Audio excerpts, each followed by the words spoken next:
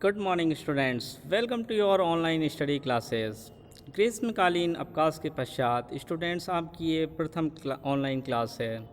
तो स्टूडेंट्स, ये सेशन है क्लास 10th के लिए, सब्जेक्ट साइंस के लिए। साइंस में फिजिक्स चैप्टर 10 प्रकाश परावर्तन तथा अपवर्तन। स्टूडेंट्स, ग्रीष्मकालीन अवकाश के पश्चात आगे की क्लास डिस्कस करने से पहले हम ये डिस्कस करना चाहेंगे कि हमने किन किन टॉपिक्स पर पहले क्लासेस डिस्कस की हैं और किन टॉपिक्स को आपने अपनी नोटबुक में नोट कर लिया है। तो आइए जल्दी से इस क्लास को स्टार्ट करते हैं और आगे बढ़ते हैं। तो स्टूडेंट्स, सबसे पहले आपने ये टॉपिक डिस्कस किया था कि प्रकाश के गुण, प्रकाश किसे कहते हैं और प्रकाश के क्या गुण हैं। उसके बाद स्टूडेंट्स, आपने ये डिस्कस किया था कि प्रकाश का परावर्तन किसे कहते हैं और इसके कितने नियम होते हैं। और हम ये भी टॉपिक डिस्कस कर चुके हैं प्रतिबिंब किस प्रकार से बनता है। स्टूडेंट्स, वास्तविक और आभासी प्रतिबिंब के बारे में हम जान चुके हैं, डिस्कस कर चुके हैं पहले से, जिसे नोट भी कर चुके होंगे आप लोग। और स्टूडेंट्स, आगे बढ़ते हैं समतल दर्पण। तो स्टूडेंट्स, ये वाला टॉपिक हमने अभी तक डिस्कस नहीं किया है। आगे आने वाली क्लास में इस छोटे से एक टॉपिक को हम डिस्कस ज़रूर करेंगे। तो स्टूडेंट्स, आगे बढ़ते हैं। उसके पश्चात गोलीय दर्पण के बारे में हमने डिस्कस किया था। गोलीय दर्पण किसे कहते हैं, ये कितने प्रकार के होते हैं। इसके बाद हमने गोलीय दर्पण के कुछ मुख्य परिभाषाओं के बारे में, कुछ शब्दों के बारे में जाना था, जैसे कि ध्रुव किसे कहते हैं, और हमने जाना था मुख्य अक्ष, वक्रता केंद्र, वक्रता त्रिज्या और द्वारक किसे कहते हैं। इसके बाद स्टूडेंट्स, हमने आगे जाना था कि मुख्य फोकस किसे कहते हैं और फोकस दूरी क्या होती है। स्टूडेंट्स, उसके बाद हमने फोकस दूरी और वक्रता त्रिज्या के बीच रिलेशनशिप को भी समझा था। स्टूडेंट्स, आगे देखते हैं कौन से टॉपिक्स हमने डिस्कस किए थे। यहाँ पर एक टॉपिक ये भी हमने डिस्कस किया है कि अवतल दर्पण के किरण आरेख बनाने के लिए कुछ नियम होते हैं। वो क्या नियम होते हैं, ये सभी नियम को हम डिस्कस कर चुके हैं। तो यहाँ हमने 3 नियमों को डिस्कस किया था। तो स्टूडेंट्स, आगे बढ़ते हैं और अगले टॉपिक्स के बारे में जानते हैं। तो स्टूडेंट्स, यहाँ हमने प्रतिबिंब बनाने भी सीखे थे और उनकी एक टेबल भी बनाई थी, जिसमें प्रतिबिंब की सभी स्थितियों के अनुसार प्रतिबिंब की स्थिति, प्रकृति और उनका आकार, इन सब चीज़ों के बारे में उस टेबल में इसी प्रकार से लिखा था। आइए आगे बढ़ते हैं स्टूडेंट्स। और ये किरण आरेख, तो यहाँ पर किरण आरेख हमने बनाने सीख लिए थे।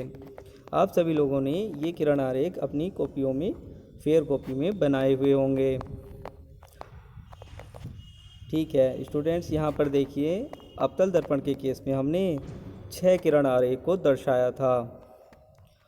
और स्टूडेंट्स, आगे देखिए, फिर उसके बाद हमने अवतल दर्पणों के उपयोग भी जाने थे, अवतल दर्पण के क्या उपयोग होते हैं। इसके बाद स्टूडेंट्स, उत्तल दर्पण में हमने प्रतिबिंब बनाना सीखा था। 2 स्थितियों में हमने प्रतिबिंब बनाना सीखा था। स्टूडेंट्स, यहाँ पर ये नियम है कि उत्तल दर्पण से किस प्रकार से प्रतिबिंब बनते हैं, उसके नियम हैं। उसके बाद जो हमने आगे जाने हैं प्रतिबिंब और प्रतिबिंब से बनने वाली टेबल, तो हमने ये प्रतिबिंब बनाने सीखे थे, किरण आरेख किस प्रकार से बनाए जाएं। और यहाँ पर बिंब की 2 स्थितियों और उनके संगत प्रतिबिंब की स्थितियों और उनके आकार और उनकी प्रकृतियों के बारे में हमने एक टेबल बनाई थी और उन्हें व्यवस्थित तरीके से सीखा भी था। इसके पश्चात स्टूडेंट्स, आपने उत्तल दर्पणों के उपयोग के बारे में जाना। उसके बाद हमने गोलीय दर्पणों द्वारा परावर्तन के लिए चिन्ह परिपाटी, जिसे हमने कार्तीय चिन्ह पद्धति के नाम से जाना था, कार्तीय चिन्ह पद्धति और इसके कुछ नियमों के बारे में भी हम डिस्कस कर चुके हैं और इससे हमने कुछ निष्कर्ष भी निकाले थे। स्टूडेंट्स, यहाँ पर एक टॉपिक दिया गया है दर्पण सूत्र। इस दर्पण सूत्र को हमने विस्तार से डिस्कस किया था और इस पर कुछ प्रश्न भी हल किए थे। और उसके पश्चात स्टूडेंट्स हमने आवर्धन किसे कहते हैं यह जाना था और आवर्धन का सूत्र जाना था और इस सूत्र पे आधारित प्रश्नों को भी हल किया था, कुछ एग्जाम्पल्स किए थे और इस सूत्र के आधार पर कुछ हमने निष्कर्ष भी निकाले थे और उनको समझा था। तो स्टूडेंट्स इस प्रकार से हमने प्रकाश का परावर्तन तथा अपवर्तन, इसके पहले टॉपिक यानी कि प्रकाश का परावर्तन, इसे बहुत ही विस्तार से समझ लिया था।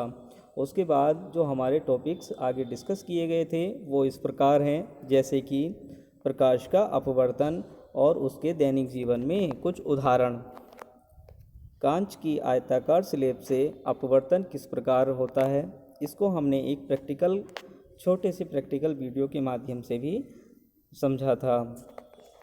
इसके पश्चात स्टूडेंट्स आगे देखते हैं और प्रकाश के अपवर्तन के नियमों के बारे में डिस्कस किया गया था। स्नेल का नियम भी समझा था और यहाँ पर अपवर्तनांक के बारे में भी हम जान चुके थे। स्टूडेंट्स आगे देखते हैं और किन चीज़ों के बारे में। कुछ सामान्य जानकारी भी हमने एकत्रित की थी कि जब प्रकाश किरण विरल माध्यम से सघन माध्यम में जाती है और सघन माध्यम से विरल माध्यम में जाती है तो किस प्रकार से उसमें परिवर्तन होता है।